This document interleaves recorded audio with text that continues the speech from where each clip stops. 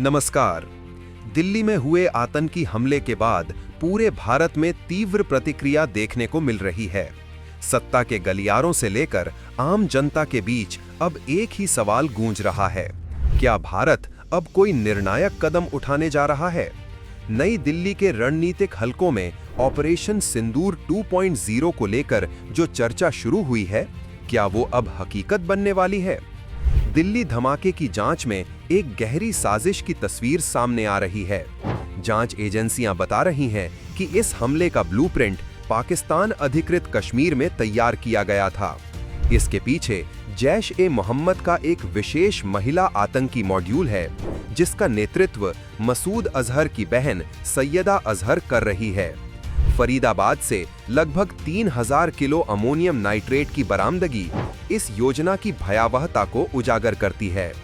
जांच में यह भी पता चला है कि इस नेटवर्क की एक प्रमुख सदस्य डॉक्टर शाहीन शाहिदा अपने पेशे की आड़ में पिछले 2 साल से भारत में बैठकर ही तबाही की साजिश रच रही थी।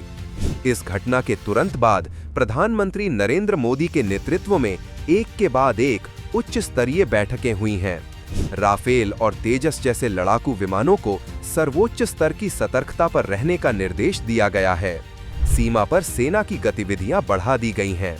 इन सब से एक बात साफ है, भारत अब सिर्फ रक्षात्मक नीति तक सीमित नहीं रहना चाहता, बल्कि समस्या की जड़ पर हमला करने के लिए तैयार है।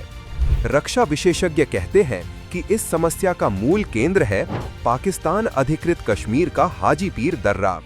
इसी दर्रे को पाकिस्तान कई दशकों से भारत में आतंकियों की घुसपैठ के लिए मुख्य रास्ते के तौर पर इस्तेमाल करता आ रहा है।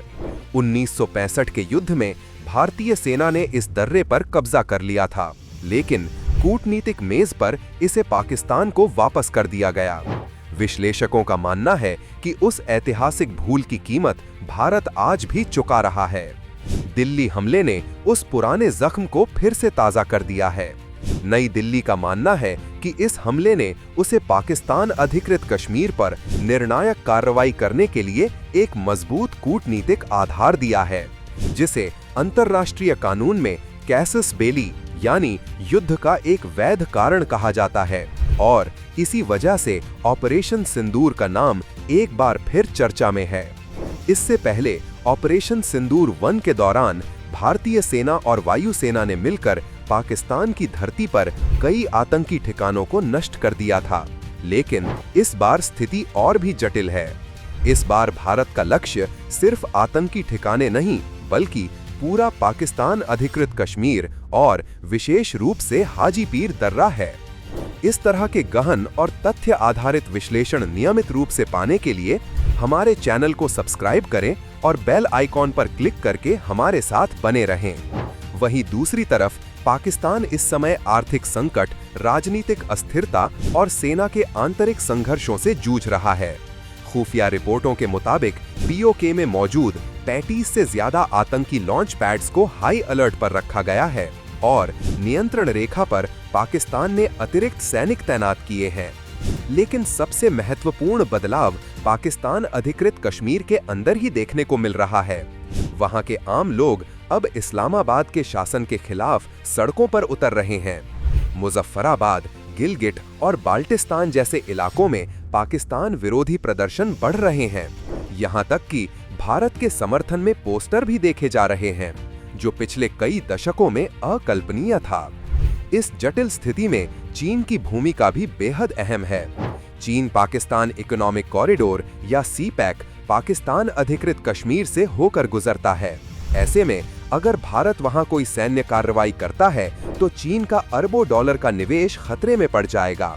इसी कारण बीजिंग परोक्ष रूप से नई दिल्ली को संयम बरतने का संदेश दे रहा है। लेकिन अंतर्राष्ट्रीय समर्थन इस बार काफी हद तक भारत के पक्ष में है। अमेरिका ने पहली बार पाकिस्तान को कड़े शब्दों में चेतावनी दी है। यूरोपीय संघ और रूस ने भी भारत के आत्मरक्षा के अधिकार का सैद्धांतिक रूप से समर्थन किया है। यहाँ तक कि मध्य पूर्व के प्रभावशाली देशों ने भी संकेत दिए हैं कि अगर भारत कार्रवाई करता है तो वो विरोध नहीं करेंगे। कुल मिलाकर दक्षिण एशिया की भू राजनीतिक स्थिति एक निर्णायक मोड़ पर आ खड़ी हुई है। भारत ने अपनी सैन्य और कूटनीतिक तैयारी को अंतिम रूप दे दिया है। सवाल अब अगर का नहीं बल्कि कब का है। दिल्ली ने जो चिंगारी जलाई है, क्या वो एक नए इतिहास को जन्म देगी? पूरी दुनिया की नजरें अब इसी ओर टिकी हैं।